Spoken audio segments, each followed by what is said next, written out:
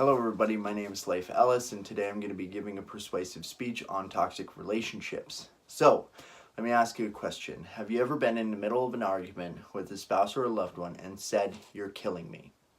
Well, I have too.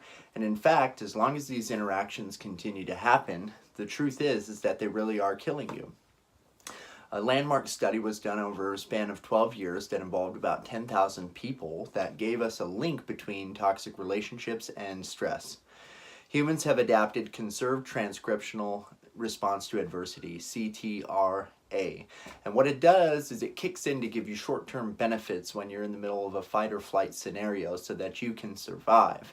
But the downside is that if this continues to happen over and over because of arguments with spouses, and just living in a negative situation in general, it will cause you a whole slew of health problems such as chronic inflammation and heart disease. So if we know what can happen to when we endure a toxic relationship, how can we tell if we're in one? Every relationship has good days and bad days, and most of us can tell when things are not positive. But a truly toxic relationship can be elusive at times. And so we have to ask ourselves and be 100% honest with ourselves a few questions in order to see the signs of a toxic relationship. So when you are with the person or after you've spent time with the person, do you feel any of the following most of the time or half the time? Physically or emotionally drained of energy, bad about yourself, like you're always giving without getting anything back, reciprocation, shunned or an outsider, otherwise not accepted for who you are, isolated from friends, family, or others who are supportive of you because the person doesn't want you to be around those people, emotionally or physically unsafe or injured, or fear. If you feel any of these, then guess what? You're in a toxic relationship. And so it's really important for you not to be fooled because this can be a spouse, a loved one, a family member, or a coworker, and you need to be aware of the signs. So you could stay if you want, right? Maybe you have kids, maybe it's financial reasons, or you're comfortable enough that you don't want to leave. Maybe your job pays really well and you've worked really hard to get there, but you're worried that if you quit your job, you're not going to find another one that pays as well. These are all valid and the very reason that people don't make the leap to leave.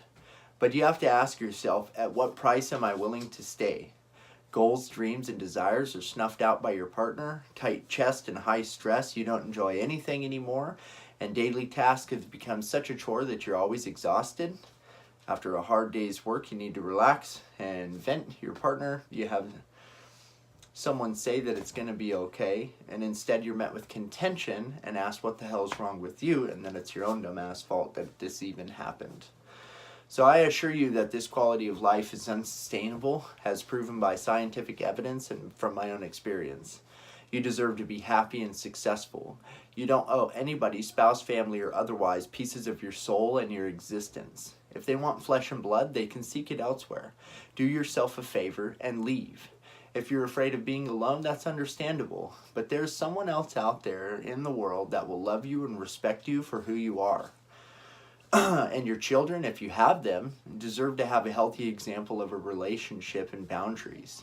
So don't stay for the sake of the children. Do what needs to be done to achieve a successful breakup. Let your kids know you love them and that nothing about your relationship with them will change. Assure them that what they're feeling is normal and that it will be better in the end. And fight to have time with them if you have to, but do it in the courts, not with your spouse. So what if you don't want to leave, or you feel like there's more work to be done before you call it quits? Well, you essentially have 4 choices. You can accept the relationship for what it is and find some peace within it. Stop trying to change the other person, and you will see a significant decrease in your stress. You can change the relationship by setting some firm boundaries. You can't change other people, but you can change what you will allow around you and how you react to it. You can leave the relationship. If the other person has become intolerable, it's time to pack up and walk away. Or you can do nothing and feel miserable and continue on the path that you're already on. This will continue the stress in your life and will ultimately lead to health problems, stroke, or even heart attack. Relationships come in all different shapes and sizes. So you really have to figure out what will work best for you. If you're having trouble, try professional help, therapy or counseling, solo or as a couple. If you're not ready to act, then focus on your own mindfulness and be present in the here and now. Stop replaying the tapes of all the bad times and perpetuating resentment, because ultimately this will turn to hatred. And if that happens, you may soon become the oppressor in the relationship, and you know how this feels already. So what good would you be doing if that happens? In conclusion, let's sum up all of this so you can decide for yourself. You need to be aware of the signs so you can catch it early before you're trapped in a toxic relationship. And if you have determined that you're in fact suffering from a toxic relationship, then it's time to choose the best course of action.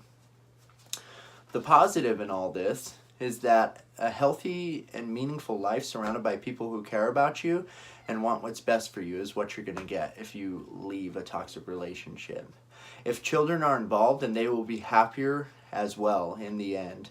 And they will have a wonderful example of how to navigate treacherous terrain when it comes to personal and professional relationships. But you will have a better opportunity to meet and exceed your goals and aspirations if you're happy and have adequate support. Your health will become much better in the long run, physically, mentally, and spiritually. So what are the cons, though, the negative? It's very unnerving to change your entire life by leaving a job or a relationship. It may cause you some financial turmoil if you decide to leave. Splitting your family up is never easy and is seen by some as socially unacceptable. And it's very hard to start all over. And it may mean that you don't have a place to stay or a car to drive or a job to go to until you can achieve all these things on your own. This is not a comfortable topic to address, and there is no one answer to this if you're facing it. Everyone I know who has dealt with a toxic relationship and overcome the adversity and started a new life is happier, healthier, and better for it. No one deserves to be unhappy or miserable, and above all else, no one deserves to be mentally, verbally, or physically abused. So if any of this is happening at all, you must leave. This situation is dangerous and volatile, and you can't stay or keep your children in an environment like that for any amount of time for yours or their safety. We're creatures of habit, and it's really easy to stick around out of convenience, but it takes courage to seek out a brighter future and turn lemons to lemonade. So thank you, and have a good day.